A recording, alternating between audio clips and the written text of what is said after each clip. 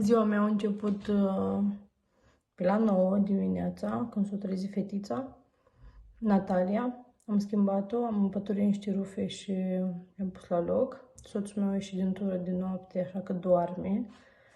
Iar acum fetița doarme și eu vreau să fac ceva de mâncare. O să vă arăt imediat ce. Am aici o bucată de carne de porc proaspătă și o bucată de carne de porc făcută la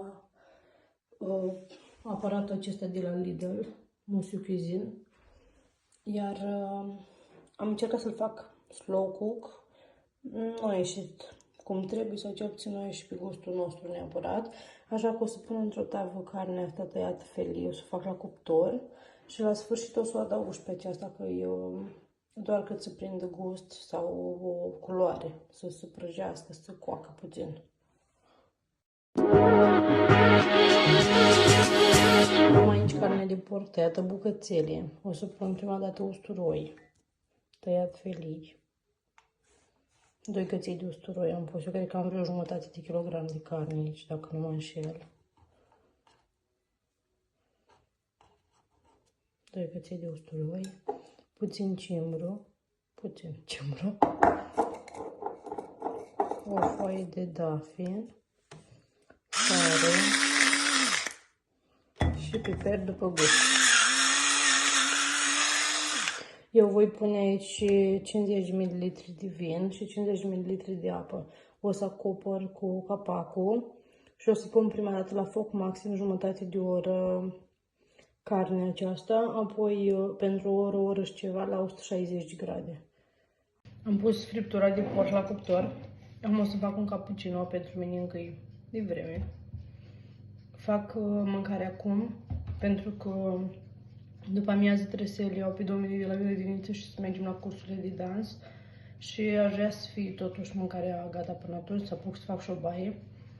Îmi fac un cappuccino cu lapte vegetal de la Alpro, ăsta cu vanilie merge super bine cu cappuccino. Eu nu sunt mare băutare de cafea, dar îmi place așa, un gust de ceva să fie și îmi pun un cappuccino cu 2 linguri de cappuccino la o cană de lapte. Să-l călzesc la microunde, o să mănânc ceva și mai vorbim pe parcursul acestei zile. Am încălzit laptele, 2 linguri de cappuccino. Asta e latte, nici nu știu ce am luat de ultima dată de la Lidl, dar pur și simplu ceva ca să aibă gust la cafea. La urmă m-am gândit să fac un orez lângă carnea asta, așa că am pus aici o ceapă. O să pun imediat capacul.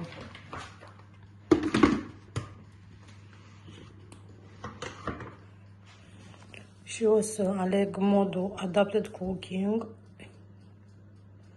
viteza 5 secunde.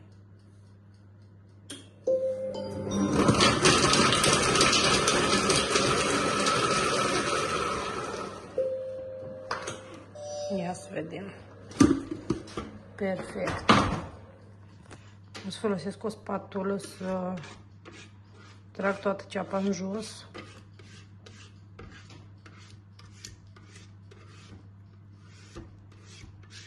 Și o să pun 30 ml de ulei și o să călesc puțin, imediat vă arăt cum. Acum selectăm 120 de grade pentru 5 minute. Viteza 1. Am pus 30 ml de ulei. O să pun și morcov. După 2 minute jumate o să pun și morcov, doar că morcovul meu e congelat și o să-l pun înapoi. Morcovul și ceapa sunt călite. Acum o să pun pentru 20 minute la 100 de grade, viteza lingură. Ok.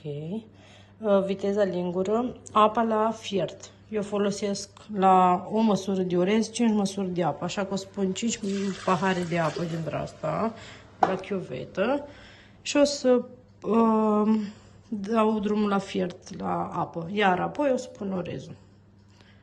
Am pus un pahar din acesta de orez, am pus sare, piper, o delicat de pui, am setat la 100 de grade pentru 15 minute, amestecare, pun capacul bolului, start și vedem în 15 minute cât de făcut e orezul. Dacă mai trebuie, mai pun 10 minute, dacă nu, e foarte bun așa. Așa arată orezul meu la final, carnea deja e gata. Atât au mai rămas și din orez, n-am apucat să filmez, dar e și foarte bun. Practic e un pilaf. Bună dimineața, bine v-am regăsit. Este sâmbătă, a doua zi, este 12:24. M-am trezit cam târziu astăzi, pe la 10, pentru că seara am fost la o aniversare cu soțul meu, la o prietenă bună de noastră, la cumătra noastră. Și o desfășurat cam greu lucrurile de dimineață, dar am făcut baie copiilor, am stat puțin în bucătărie.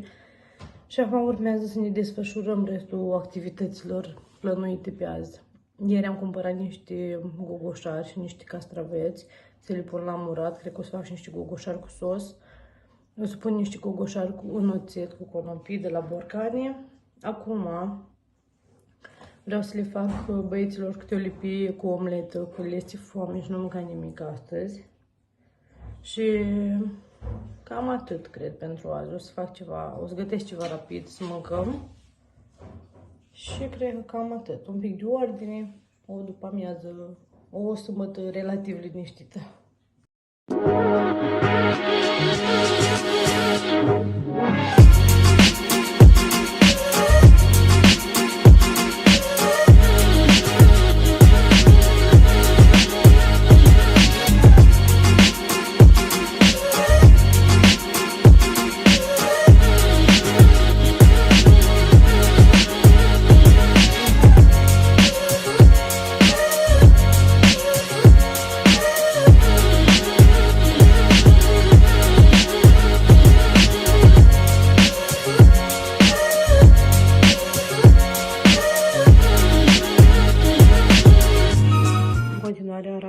Am un spațiu liber și am o bucată de pal albă pe care aș vrea soțul meu să o pun astăzi aici, că să are toată mâncarea pe pereți și numai bine mi pun aici ustensilele de bucătărie când nu mai încap în sertar. Sper să poată reuși soțul meu să ocupe de asta astăzi. O să vedem.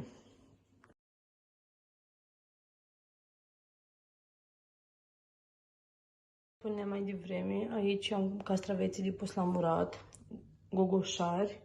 O să mă apuc să curăț tot și apoi îmi pregătesc tot pentru amestecul care trebuie pus peste ele și o să vedem exact ce mi iese. O să pun gogoșari cu conopii de oțet, castraveți la murat în saramură și dacă vreau un gogoșari o să fac o jumătate de porție probabil de gogoșari în sos.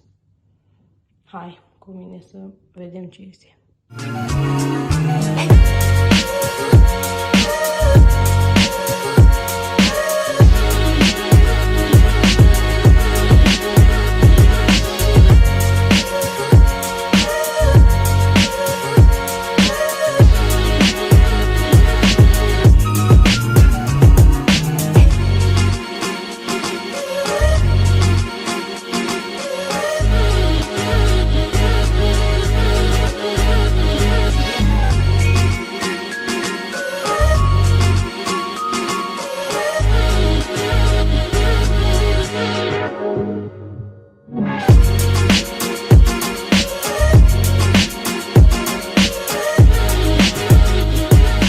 Gogoșare, castraveți și conopii, da?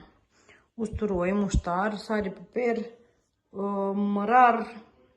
Am niște frunze de țele în frigider pe care o să le pun. Deci totul este pregătit.